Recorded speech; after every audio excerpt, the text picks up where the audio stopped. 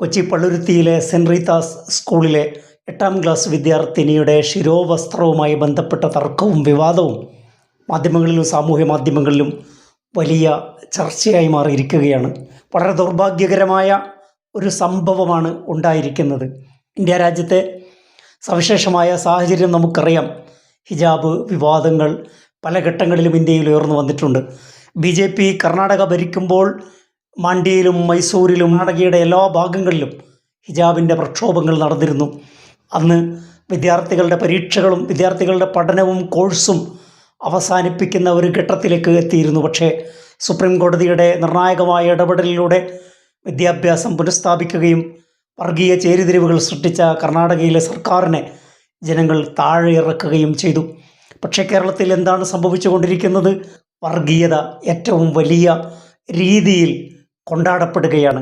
ഒരു school management, principal, PTA president ഇവരെല്ലാവരും നിരന്ന് നിന്നുകൊണ്ട് വർഗീയത തുപ്പിക്കൊണ്ടിരിക്കുന്നു. ഇത് കേവലം മതപരമായ ഒരു പ്രശ്നം മാത്രമല്ല. മത സ്വാതന്ത്ര്യം എന്ന് പറയുന്നത് ഒരു ഭരണഘടനാപരമായ അവകാശമാണ്. ആ അവകാശം നിഷേധിക്കാൻ തങ്ങൾ നിർണയിച്ച ഒരു യൂണിഫോമിൻ്റെ പേരിൽ യൂണിഫോമിനെതിരാണ് ശിരോവസ്ത്രം എന്ന ഒരു വിദണ്ഡവാദം ഉന്നയിച്ചുകൊണ്ട് ആ വിദ്യാർത്ഥിനിയോടും ആ വിദ്യാർത്ഥിനി ഉൾപ്പെടുന്ന സമൂഹത്തോടും ഭീതി നിറയുന്ന വർഗീയത നിറയുന്ന ഭാഷയിൽ പ്രിൻസിപ്പളും മാനേജ്മെൻറ്റും PTA ഭാരവാഹികളും സംസാരിച്ചു കൊണ്ടേയിരിക്കുകയാണ്.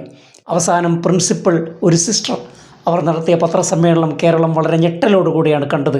ഒറീസയിലും ബീഹാറിലും ഉത്തരേന്ത്യൻ പ്രദേശങ്ങളിലുമൊക്കെ ഇത്തരം കന്യാസ്ത്രീകൾ ഈ വസ്ത്രം ധരിച്ചതിൻ്റെ പേരിൽ സംഘപരിവാർ ഭീഷണി നേരിട്ടുകൊണ്ടിരിക്കുമ്പോൾ തന്നെയാണ് മറ്റൊരു ന്യൂനപക്ഷ സമുദായത്തോട് വലിയ രീതിയിൽ വർഗീയ ഭാഷ്യത്തിൽ, ധാർഷ്ട്യത്തിൽ തങ്ങൾക്ക് കിട്ടിയ സ്കൂൾ നടത്തുക എന്ന പരിമിതമായ അധികാരം ഉപയോഗിച്ചുകൊണ്ട് മറ്റുള്ളവരുടെ അവകാശം എങ്ങനെ കവർച്ച ചെയ്യാം, അവരെ എങ്ങനെ നിന്ദിക്കാം, അവരെ എങ്ങനെ പൊതുജീവിതത്തിൽ നിന്ന് മാറ്റി നിർത്താം, എങ്ങനെ മാനസിക സംഘർഷത്തിലേക്ക് ഒരു വിദ്യാർത്ഥിനിയെ തള്ളിവിടാം എന്ന പരിശ്രമമാണ് മാനേജ്മെൻറ്റും അധ്യാപകരും നിരന്തരമായി നടത്തിക്കൊണ്ടിരിക്കുന്നത്. സാമൂഹ്യ മാധ്യമങ്ങളിലും വാർത്താ മാധ്യമങ്ങളിലും നിരവധി ചോദ്യങ്ങൾ ഉയർന്നു വരുന്നുണ്ട്. ഒന്നാമത്തെ ചോദ്യം, കുട്ടിക്ക് വേറെ സ്കൂളില്ലേ എന്നാണ്. എങ്കിൽ ഇവിടെ നടത്തുന്നത് മതപാഠശാലയല്ല. ഇന്ത്യയിൽ സ്കൂളുകൾ നടത്താൻ രാജ്യത്ത് നിയമങ്ങളുണ്ട്. കേരളത്തിലെ എഡ്യൂക്കേഷൻ ഡിപ്പാർട്ട്മെൻറ്റിൽ നിന്ന് KER അനുസരിച്ച് ഒരു NOC വാങ്ങണം. വിദ്യാഭ്യാസ സ്ഥാപനങ്ങൾ രാജ്യത്തെ ഭരണഘടനയ്ക്കും രാജ്യത്തെ നീതിന്യായ വ്യവസ്ഥക്കും സാമൂഹിക അവസ്ഥക്കും യോജിച്ച നിലയിൽ വിദ്യാഭ്യാസം നിഷ്കർഷിക്കുന്ന വിധത്തിൽ നടത്തുക എന്ന ദൗത്യമാണ് സ്കൂളുകൾ നിർവഹിക്കുന്നത്. അവരുടെ മതപരമായ, വർഗീയമായ, വംശീയമായ താൽപ്പര്യങ്ങൾ നടപ്പാക്കാൻ സ്കൂളുകൾ വഴി സാധ്യമല്ല. അതാണ് രാജ്യത്ത് നിയമം പറയുന്നത്. ഇവിടെ ബാലാവകാശ കമ്മീഷനുണ്ട്.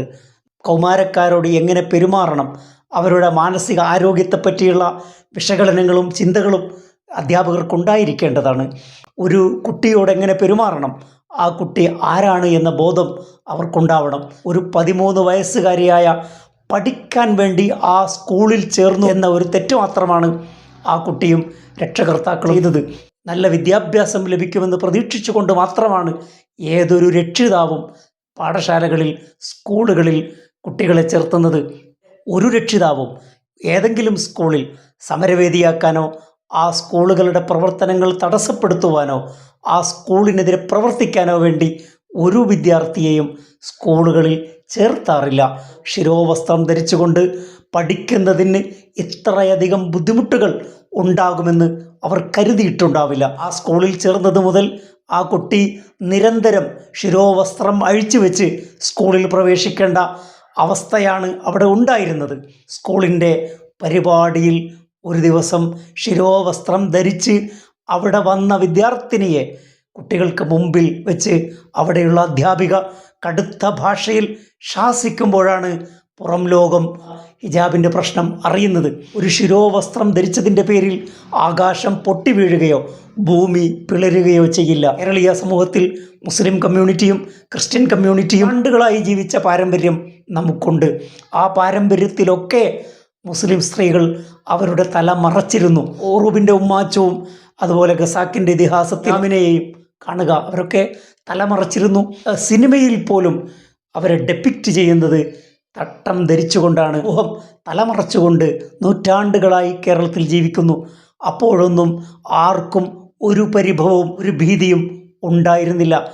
ഹിജാബ് ധരിച്ച, എല്ലാ അർത്ഥത്തിലും തലമറച്ച അതേ അധ്യാപികമാരെ, സിസ്റ്റേഴ്സിനെ, പ്രിൻസിപ്പളിനെ കാണുമ്പോൾ ഉണ്ടാകാത്ത ഭീതി എങ്ങനെയാണ് 8ാം ക്ലാസ് വിദ്യാർത്ഥിനി തലയിൽ ഒരു ശിരോവസ്ത്രം ധരിക്കുമ്പോൾ കുട്ടികൾക്കൊക്കെ ഭീതിയാണ് എന്ന് പറയുന്നത്? ഇതിൻ്റെ യുക്തി എന്താണ്? മറ്റുള്ളവരെ ഉൾക്കൊള്ളുക എന്നതാണ് നമ്മുടെ സാംസ്കാരിക പാരമ്പര്യം. പ്രിൻസിപ്പൽ സിസ്റ്റർ ഇന്ത്യയിലെ മതേതരത്വത്തെക്കുറിച്ച് പറയുന്നത് കേട്ടു. അവർ വാതോരാതെ സംസാരിക്കുന്നത് ഇന്ത്യയെക്കുറിച്ചാണ്. അതാണ് സെക്കുലറിസം. അതുപോലും അവർ മനസ്സിലാക്കിയിട്ടില്ല. വൈവിധ്യങ്ങളെയും വ്യത്യസ്തതകളെയും ഉൾക്കൊള്ളുന്ന പാരമ്പര്യമാണ് ഇന്ത്യയുടെ പാരമ്പര്യം. അതേക്കുറിച്ചാണ് ഇൻക്ലൂസീവ്നെസ് എന്ന് പറയുന്നത്.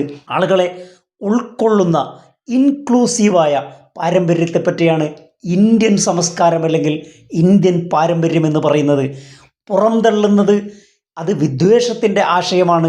സ്വയം മതവേഷമണിയുകയും മതത്തിൻ്റെ ചിഹ്നങ്ങൾ പരസ്യമായി പ്രകടിപ്പിക്കുകയും വിദ്യാഭ്യാസ സ്ഥാപനങ്ങളിൽ ജോലി ചെയ്യുകയും ആ വിദ്യാഭ്യാസ സ്ഥാപനങ്ങളിൽ ഉത്തരവാദിത്തങ്ങൾ നിർവഹിക്കുകയും ചെയ്യുമ്പോൾ പൊതുവിടങ്ങളിൽ അതേ വേഷത്തോടെ പ്രത്യക്ഷപ്പെടുന്നതിൽ നിങ്ങൾക്ക് യാതൊരു പ്രതിബന്ധവുമില്ലെങ്കിൽ, ഒരു തടസ്സവുമില്ലെങ്കിൽ, അതേപോലെ മറ്റൊരു മതവിശ്വാസിയെ, മറ്റൊരു മതസംസ്കാരത്തിൽപ്പെട്ട ആളെ അത് അനുവദിക്കാൻ നിങ്ങൾക്ക് സാധിക്കുന്നില്ലെങ്കിൽ നിങ്ങളുടെ മതവിശ്വാസത്തിൻ്റെ പ്രസക്തി എന്താണ്?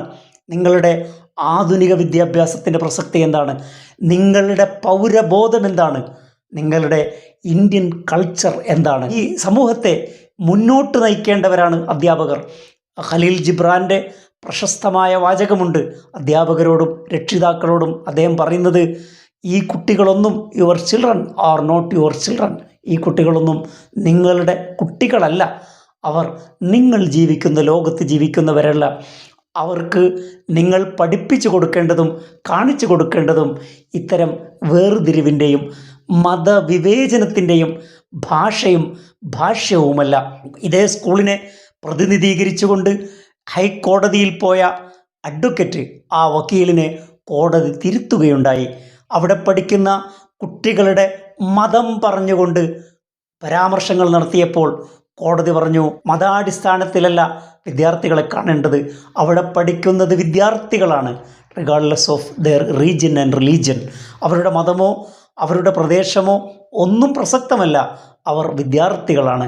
ആ വിദ്യാർത്ഥികളെ ആ അർത്ഥത്തിൽ കാണാനുള്ള സഹിഷ്ണുത പോലും നിങ്ങൾക്കില്ലെങ്കിൽ നിങ്ങളുടെ വിദ്യാഭ്യാസ പ്രവർത്തനങ്ങളുടെ പാരമ്പര്യത്തെക്കുറിച്ച് നിങ്ങൾക്ക് എന്താണ് പറയാൻ കഴിയുക? എന്ത് ലെഗസിയാണ് നിങ്ങൾക്ക് അവശേഷിപ്പിക്കാൻ കഴിയുക? 13 വയസ്സുള്ള നിങ്ങളുടെ സ്ഥാപനത്തിൽ പഠിക്കാൻ വന്ന ഒരു വിദ്യാർത്ഥിനിയെ ചട്ടങ്ങളും ചിട്ടകളും പറഞ്ഞുകൊണ്ട്, മുട്ടാപ്പോക്ക് ന്യായങ്ങൾ പറഞ്ഞുകൊണ്ട് വിദ്യാഭ്യാസം നിഷേധിക്കുകയും അവർക്ക് ആ വിദ്യാർത്ഥിനിയെ മാനസിക സംഘർഷത്തിലേക്ക് തള്ളിവിടുകയും വർഗീയമായ ചേരിതിരിവിനുള്ള അവസരങ്ങൾ സൃഷ്ടിക്കുകയും PTA പ്രസിഡന്റ് ഉൾപ്പെടെയുള്ള ആളുകൾ രക്ഷിതാവിനെ വർഗീയവാദിയായി ചിത്രീകരിക്കുകയും തീവ്രവാദിയായി ചിത്രീകരിക്കുകയും ചെയ്യുന്നു. വിജയശ്രീലാളിതയായി പത്രസമ്മേളനം നടത്തുമ്പോൾ നിങ്ങൾ ഉപയോഗിക്കുന്ന നിങ്ങളുടെ ശരീരഭാഷ, നിങ്ങളുടെ ബോഡി ലാംഗ്വേജ്, നിങ്ങളുടെ എക്സ്പ്രഷൻ, ഇതൊക്കെ സമൂഹത്തിൻ്റെ മുമ്പിലുണ്ട്. അന്യമത വിദ്വേഷത്തിൻ്റെയും വാക്യങ്ങളും വാക്കുകളും പ്രസ്താവനകളും ഇറക്കി കേരളത്തിൻ്റെ അന്തരീക്ഷത്തെ മലീമസമാക്കാൻ ശ്രമിക്കുന്ന അധ്യാപികമാരും അധ്യാപകന്മാരും എല്ലാവരും ഓർക്കേണ്ട ഒരു കാര്യം, കേരളത്തെ അങ്ങനെ ഇരുട്ടിലേക്ക് കൊണ്ടുപോകാൻ അനുവദിക്കുകയില്ല എന്ന് ഓർമ്മപ്പെടുത്തുകയാണ്. മറ്റൊരു വിഷയവുമായി